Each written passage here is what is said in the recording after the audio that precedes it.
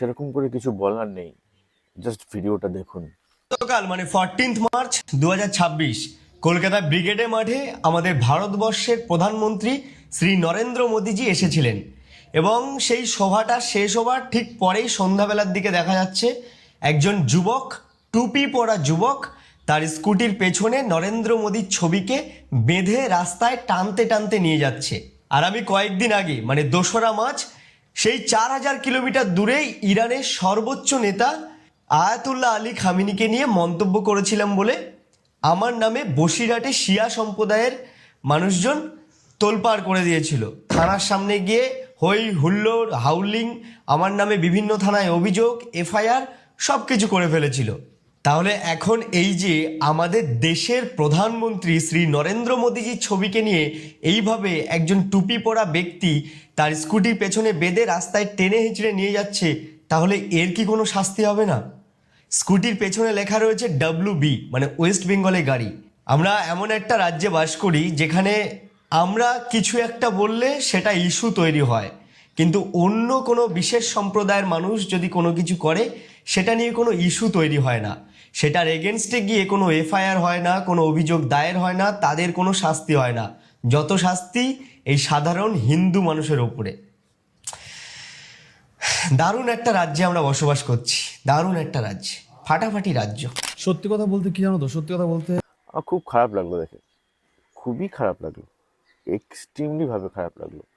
কতটা অসহায় আমরা বলুন, কতটা অসহায় আমরা। মানে আমরা লিটারেলি আমাদের মাটিতে বলবো না, দেওয়ালে বলবো, পিঠ থেকে গেছে।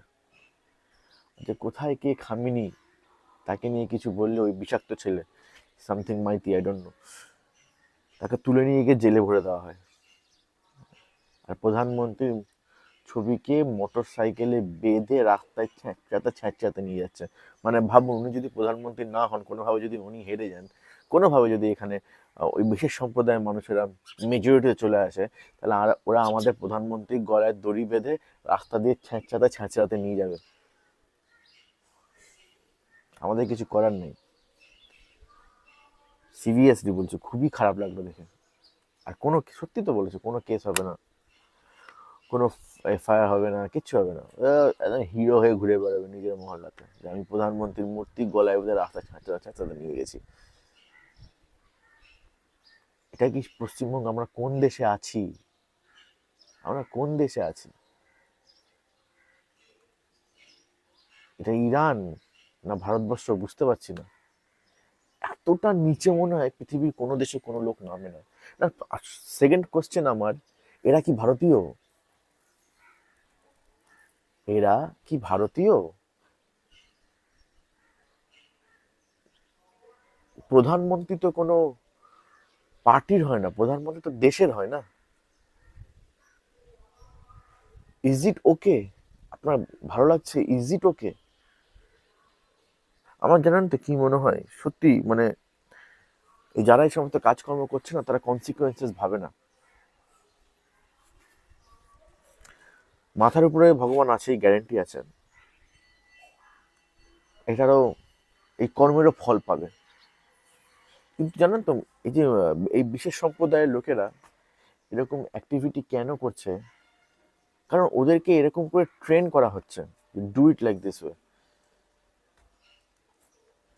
যার যার যার সব থেকে বড় উদাহরণ এই ভিডিওটা দেখুন।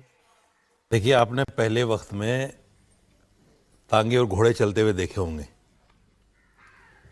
घोड़े के सामने एक कंटोप लगता था। कंटोप इसलिए लगाया जाता था कि घोड़ा बिल्कुल सीधा देखे, इधर उधर ना देखे। आज इन्होंने, असदुद्दीन अवैसी ने, पर्सनल बोर्ड ने, जमीयत उलमा ने कंटोप लगा दिया मुसलमानों के, ताकि मुसलमान इधर उधर सोच ही ना सके, इधर उधर देख ही ना सके, वो समझ ही ना सके कि ये बिल क्या है या वक्फ क्या है, वक्फ बाई यूज़र क्या है, इसमें नुकसान क्या है, नफ़ा क्या है, उस पर उसका दिमाग जाता ही नहीं। बस वो ये कह रहा है कि साहब हमारे बड़ों ने ऐलान कर दिया बाहर निकलने का सड़कों पर, और हमने निकलना है। क्यों निकलना है ये कुछ पता नहीं है। यही असदुद्दीन अवैसी, इनका बयान आपने सुना होगा, पढ़ा भी होगा। इन्होंने कहा मुसलमानों उठो, अब उठने का वक्त है, तुम्हारे सर पर तलवार लटकी हुई है, तुम्हारी मस्जिदों के खिलाफ षड्यंत्र हो रहा है। जब ये ऐसे बयान देंगे तो आप क्या समझ, इसका इसका पसे मंजर देखिए बयान का। इसका पसे मंजर वक्फ जायदादों को बचाना नहीं है, इसका पसे मंजर ये है पूरे हिंदुस्तान के अंदर एक लार्ज स्टेज पर जो है इतनी बड़ी हिंसा क्रिएट करो हिंदू मुसलमान की, ताकि इनको कहने का वक्त मिल जाए, मौका मिल जाए कि देखो मुसलमान अब हिंदुस्तान में सेफ नहीं। ये आप बड़ा गंभीर आरोप लगा रहे हैं, मतलब जो बंगाल में हुआ वैसा सच्चाई कुछ पूरे देश में करना बिल्कुल चाहते हैं। सच्चाई है, ये सच्चाई है। ये इतना बड़ा दंगा कराना चाहते हैं कि असदुद्दीन अवैसी की मैं बात कर रहा हूं, ये कहना चाहते हैं कि देखो हिंदुस्तान में मुसलमान सेफ नहीं है, अब एक पाकिस्तान और दे दो हमें। और ये जिन्ना बनना चाहिए, खुद जिन्ना बनना चाहते हैं, एक नया जिन्ना तैयार हो रहा है ये। বুঝতে পারলেন তো? দেখো, এই বিশেষ সম্প্রদায়ের লোকেদেরকে বলছি, সবকিছুর না একদিন নির্দিষ্ট সময় আছে, কোনো কিছু পার্মানেন্ট নাই পৃথিবীতে, কোনো কিছু পার্মানেন্ট না। আমি কোনো ধমকাচ্ছি না, থ্রেট করছি না, কিচ্ছু করছি না ভাই, সত্যি কথা বলছি। না আমার বয়স পার্মানেন্ট, না আপনার বয়স পার্মানেন্ট, কোনো কিছু পার্মানেন্ট নয়, কেউ পার্মানেন্ট নয়, না বিজেপি পার্মানেন্ট, না তৃণমূল পার্মানেন্ট। সিপিএমও ভাবতো যে আমরা সারা জীবন থাকবো, চলে গেছে সিপিএম, নাই কিছু সিপিএমের মধ্যে। এই যে আমরা দেখছি, এই যে জিনিসপত্রগুলো যে আপনারা যেগুলো কাজ করছেন, যেগুলো আমরা দেখছি, আমাদের সত্যিকারের বলছি খুবই খারাপ লাগছে দেখে, খুবই বেশি খারাপ লাগছে। এই ভিডিওটাকে বেশি বেশি করে শেয়ার করুন, যাতে করে বেশি বেশি করে লোকের কাছে পৌঁছায়। আমার ভিডিও শেয়ার করার প্রয়োজন নেই, ওই যে ছেলেটি আছে যার ভিডিওটা দেখালাম প্রথমে, ওনার ভিডিওটাকে আরও বেশি বেশি করে শেয়ার করুন, যাতে বেশি বেশি করে লোকের কাছে পৌঁছায়, যেন প্রধানমন্ত্রীর কাছে পর্যন্ত পৌঁছে যায়। আমাদের অ্যাপিল সমস্ত, কি করবো অ্যাপিল করে, আমাদের তো কি বলবো, এটা আমাদের জায়গা নেই, এটা ইরান, দিস ইজ ইরান, আমরা ইরানে আছি, আমরা ইরানের ঔপনিবেশিকের মধ্যে, ঔপনিবেশিকতার মধ্যে আছি, আমরা ইরানের কলোনির মধ্যে আছি, আমরা জিম্মি আর ওরা মালিক, তাই না? আমরা জিম্মি হয়ে গেলাম তো, আর ওরা মালিক হয়ে গেল, সেই জন্য তো আমাদের মুখ প্রধানমন্ত্রীকে আরামসে এখান দিয়ে টানতে টানতে টানতে টানতে নিয়ে যেতে পারে, আর ওদের কিছুই হয় না। আমার কাছে কিছু বলার ভাষা নেই। ভাবুন, ওদের প্ল্যান আরো একটা পাকিস্তান বানানোর, আরো বেশি বেশি করে উস্কাও, আরো বড় দাঙ্গা করো, তারপর ধীরে ধীরে এসে বলবে যে মুসলমান এদেশে সেফ নাই, আমাদের আরো একটা আলাদা জায়গা চাই। মানে কি হচ্ছে, যেটা আমি বলছিলাম সেটাই তো হচ্ছে, তাই না? ধীরে ধীরে ধীরে ধীরে ভারতকে টুকরো করার প্ল্যান করা হচ্ছে, ভারতকে আবার খণ্ড বিখণ্ড করে আবার ভারতের, স্পেশালি সবার প্রথমে যার সঙ্গে যদি হয়, ভগবান না করে হোক, হতেই পারে, যদি এই এই পশ্চিমবঙ্গের হিন্দু বাঙালিরা যদি না জাগে, তাহলে হিন্দু বাঙালিরা আবার আবার গুলাম হয়ে যাবে। আর এইবার যখন গুলাম হবে না, আগের থেকে অনেক বেশি খারাপ অবস্থা হয়ে যাবে, কোনো রকম কোনো রাইট পাবেন না। আমরা তো অলরেডি গুলাম হয়ে গেছি। ভাবুন তো, আপনারা কি চাকরি পান? সরকারি চাকরিতে আপনাদের প্রবেশ আছে? হিন্দু বাঙালিদেরকে বলছি, পান? চাকরি পান? চাকরি পেতে গেলে টাকা লাগে, টাকা, যার কাছে টাকা আছে তার কাছেই চাকরি আছে। আমাদের মতো সাধারণ ছেলেদের কোনো অধিকার আছে? আরে রাজ্যপালের এগেনস্ট ছিল, তখন এই কেস ঠুকে দিচ্ছে আমরা কোথাকারকে, কি বলবেন? আমি বুঝতে পারি আপনাদের ভয় যায়, একে তো টাকা নেই, তারপরে যদি কেস ফেস হয়ে যায় কি করবেন?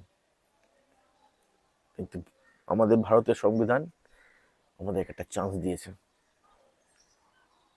এটাই শেষ চান্স করার, কিছু করার। ভিডিওটাকে বেশি বেশি করে শেয়ার করুন ভাই, এটাই শেষ চান্স, যেখানে আমাদের প্রধানমন্ত্রীর প্রতিমূর্তিকে রাস্তায় টানতে টানতে টানতে টানতে মোটর সাইকেলে মানে পিছনে দড়ি দিয়ে বেঁধে, গলায় বেঁধে প্রধানমন্ত্রীর প্রতিমূর্তিকে রাস্তা টানতে টানতে নিয়ে যায়, সেখানে আমাদের কোনো ভ্যালু আছে? সেকেন্ডের, কয়েক সেকেন্ডের হিসাব, কয়েক সেকেন্ডের হিসাব। ওরা যদি আপনাকে মারতে আসে, এই বিশেষ সম্প্রদায়ের লোকেরা, আপনি যদি ঘুরিয়ে মারেন তবুও আপনার উপরই কেস হবে। They are protected by laws. So এই ল অ্যান্ড পাওয়ার নিজের হাতে নিতে হবে, আর নিজের হাতে নেওয়ার জন্য ভাই একটাই কাজ করতে হবে ভাই, ভোট ফর বিজেপি, আর কিছু করার নেই। এই পরিবর্তনটা লাগবে। ভোট ফর বিজেপি ভাই, প্লিজ। হাত জোড় করে প্রার্থনা করছি, সবাই বলছে ভোট ফর বিজেপি। সুবিধাবাদী হয়ে কোনো লাভ নেই, সুবিধাই পাবেন না, সুবিধাই পাবেন না, কোনো রকমের কোনো সুবিধা পাবেন না, কারণ আপনি হিন্দু। বাংলাদেশি হিন্দুদের মতো এই ভুলটা করবেন না। বাংলাদেশি হিন্দুরাও অতিরিক্ত বেশি সেকুলার ছিলেন, তারা নেই, তারা মারা গেছে। আমি আগের ভিডিওতে দেখিয়েছি যে ইসলামে সেকুলারিজমের কোনো স্থান নেই। আপনার মাথায় কে ভরেছে সেকুলারিজম? কে ভরেছে আপনাকে? বাংলাদেশ পাকিস্তানে যারা সেকুলার হিন্দু ছিল তারা নেই, দে অল আর ডেড। আমি আবার বলছি, বাংলাদেশ পাকিস্তানে যে সমস্ত সেকুলার হিন্দু ছিল তারা সবাই মারা গেছে।